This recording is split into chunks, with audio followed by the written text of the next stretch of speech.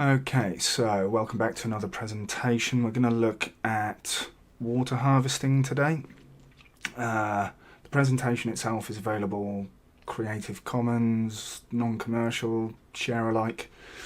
You can find the link in the description below, and yeah, give it a like, subscribe if you want to get notified when the next one comes out. So, okay, so water harvesting with earthships. Let's kind of take 2 minutes here to think about why. Before we get into water harvesting earthship style, why do we actually want to harvest rainwater in Taiwan or anywhere else, UK, US or Europe? In Taiwan we get a bit more rain than the UK, but the UK still gets plenty. This is an image of Morakot, I think, from NASA. Yeah, from a NASA website. You can see the size of us over here and the size of Morakot. It was pretty deadly in 2009. Taiwan is actually the rainiest developed country on the planet. Like the whole planet, Taiwan is the rainiest in terms of developed nations. We get an average of 2.6 meters of rain annually. That's, you know, old school, old money, 8.5 feet, 102 inches. 2,600 millimeters, obviously. This typhoon here on the screen was the heaviest rainfall in history for Taiwan. 3.06 meters of rain in Alishan and Jiai. That's over 10 feet. It was mind-boggling. 120 inches, and that was just in the 2 or 3 days it took the typhoon to go through. So UK average rainfall is what, 800, 900 millimeters, just under a meter. Let's say 800 times 4 would be 3.2. Nearly 4 years, 3 or 4 years of average annual UK rainfall in 2 or 3 days hit Taiwan then. There's a link there to the Central Weather Bureau, the Taiwanese Central Weather Bureau. Lots of figures and statistics there for you. So again, the question, why do we want to retain water in a country like Taiwan where we measure rainfall in meters? And again, the UK gets nearly a meter, lots of places in the US, Europe, plenty of rain about. So some facts about Taiwan now. So looking at 2015, there's a quote, Taiwan is facing its worst drought in 67 years, with the island reservoirs at dangerously low levels. That was a BBC article, links there for you.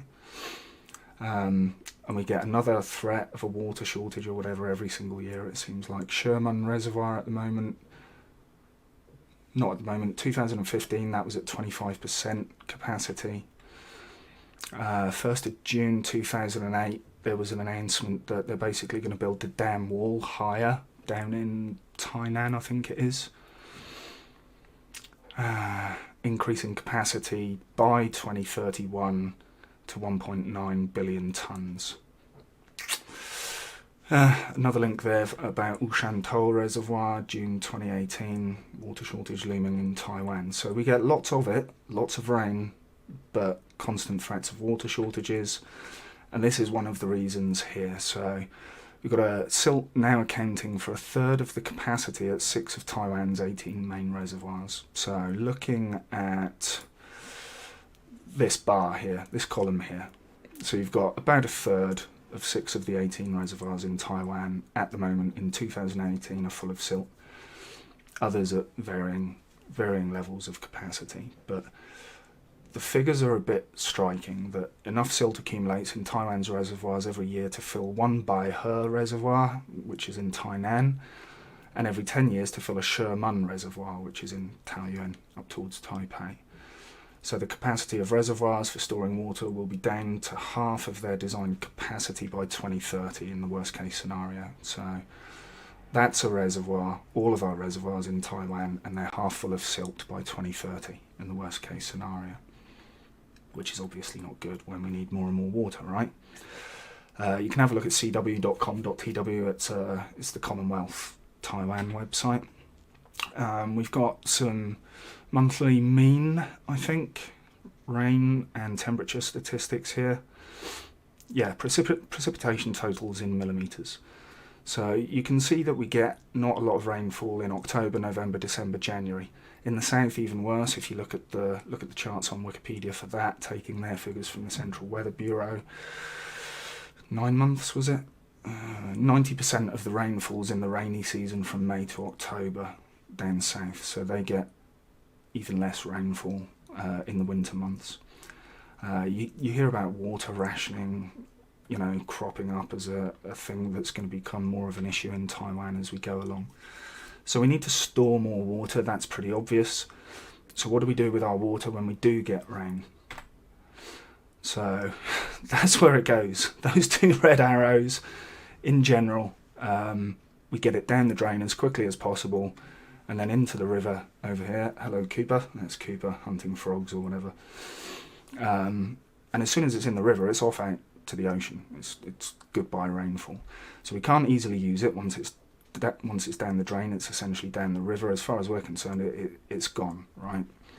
Then because we need more water, we're starting to build desalination plants in the wettest developed country on the planet. We're building desalination. We're throwing it down the rivers to the ocean. Then we're building desalination plants to pull it back out of the ocean. Which, it just seems crazy, right? So, lots of information you can get online. This is from Zac Lancaster. He's in Tucson, Arizona, I think. This is where he started. And he went from this to this. And it looks like an amazing difference, especially when you're thinking this is Tucson, Arizona, quite dry. There's a link to his video here. There's a TED Talk. I think he's got his own YouTube channel as well. Just really simple, cheap methods that he was using. Irrigating the street by, instead of throwing the water down the drains, allowing the water run off into planted trees that were in a little bit of a hollow so that the rainwater soaked into them. In Taiwan, you might want to defer to you know, engineers in government positions to make sure we don't end up with liquefaction by storing too much water in the ground next to a 15-story apartment building like this. But that's got to be a better solution if we can work it, rather than throwing it down the drains into the river and out to the ocean. It's one simple thing that you can do. This is the TED Talk for Zac Lancaster. I won't play it here, but the link is there in the presentation. He calls it planting the rain. Lots of other very simple things that he did on his property, such as catching water off the roof, storing it in the ground, storing it in cisterns. And again, his garden ended up looking like the road, like the street did. So there's another guy, Zac Lancaster. This video is definitely worth watching, especially if you're in a tropical area, because this is Zach Weiss, Elemental Ecosystems. Definitely worth giving this video a look, because this was in Uruguay, I think. I think this was in, Ecuador. So it's a tropical climate. You'll see it's very similar to Taiwan. Lots and lots of rainfall, but he's slowing that water down all throughout the client's property, making ponds, making dams, probably swales and so on as well, and soaking it into the ground as much as possible. Lots and lots of life in the soil at depth. And once that soil gets moist, similar thing to Tucson, Arizona, once the soil gets moist, it's easier for heavy rains to soak into that soil then, spread out quickly and run off into the aquifers, the water table, the rivers more slowly, instead of with hard-packed, dry desert soil, rainfalls, run straight off, big floods. You've probably seen stuff on the internet over the last year from places like Saudi Arabia, I think, where they're just getting flash floods like crazy because one heavy rain and there's nowhere for the water just can't soak into the soil, right? So, on to water harvesting with an earthship. It's really, really simple. You've got a roof. We collect all the rain we need from the rain on the roof. That's it, really. Some really, really simple ways of removing particles, leaves and so on. Running them, you can see here, this arrow here, where it goes into the pipe that goes down to the water tank, there's a raised lip on that pipe, stones around it, so that the stones will slow the water flow down, so that you're not having particles carried so much at speed. Particles naturally fall down between the stones. Then you could have a couple of those on the way to the downpipe to the main water cistern in the earth bank. You can have things like mesh to stop mosquitoes and insects getting into the gutter, because we don't want mosquitoes breeding everywhere in Taiwan around the house. But that's a simple thing. They do a similar tactic in places like the outback in Australia, or places where you get lots of forest fires coming through. They'll have a wire mesh over the top of their gutter, in that case to stop leaves and debris accumulating in the gutter, because you don't want the fire getting under the eaves of your house.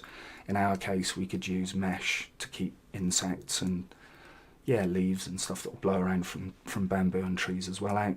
But really simple to get most of the particles out before they go into the cistern. Cisterns are usually buried in the earth banks, keeps the water at a stable temperature throughout the year. And then inside the house there's a WOM, a water organising module, that filters and pumps water to a pressurised tank for washing, bathing, laundry, etc. And when you couple that with the fact that you're using the grey water from your showers, running that through a planter to clean the water to a state where it's then fit for flushing the toilets, which is, flushing the toilets is 40% of your water usage in an average household, you can start to see how little water you'd actually need when you're reusing it that many times. So that's it really. The water organising module is about as simple as a pump, some different rated reverse osmosis filters. So we have them everywhere in Taiwan here, 3 filters typically, and maybe a chlorine filter and maybe a carbon filter. You can go down, ours go down to about 5 micrometers, I think. So tiny holes. Once you start getting down to 1, then you're starting to filter out things like bacteria and viruses as well. So don't have time here to go into a question I hear a lot is, can we drink rainwater? Which seems a bit crazy to me, because we're drinking the rainwater anyway that comes from the reservoir that is full of fish, surrounded by wildlife, with birds flying over the top of it, that are all doing their mating, urinating and droppings in and around that reservoir water. We just bomb some chlorine in there, right? That's what the water companies do. They'll bomb some chlorine in there to just kill everything after it's been through various things like sand filters and oxygenation spraying and stuff at water treatment plants. But you can do any of that on a smaller scale at your house. There are people that make biological filters with varying grades of sand and stone in them, and you actually get some friendly bacteria, I think, end up growing on that does some of the filtering or something. But that stuff is, you can install a reverse osmosis filter, water organising module and a pump, and away you go. Or you can start experimenting more with more organic or natural kinds of filters with stone and sand and so on. It's all easily doable. Probably going to end up with more water than you can use in a house like this, in an area with rainfall like this. The problem with Taiwanese reservoirs at the moment, I think we can only store about 6 weeks or 2 months of our total required water, and we rely on small rain events to top that up. So this is a really simple way of storing your own water. Acid rain is another question that crops up. I'm sure there's if I got my ninja suit on and did a quick bit of Google foo now, I'm pretty sure I'd find something pretty quick. Dropping chalk tablets in there, or again running it through the same kind of filters that they use in water treatment plants made of varying grades of stone, sand, that kind of thing, would probably remove the acidity. But yeah, really easy. And hit the subscribe button, make sure you click the little bell, and I'll drop another one next week. Cheers.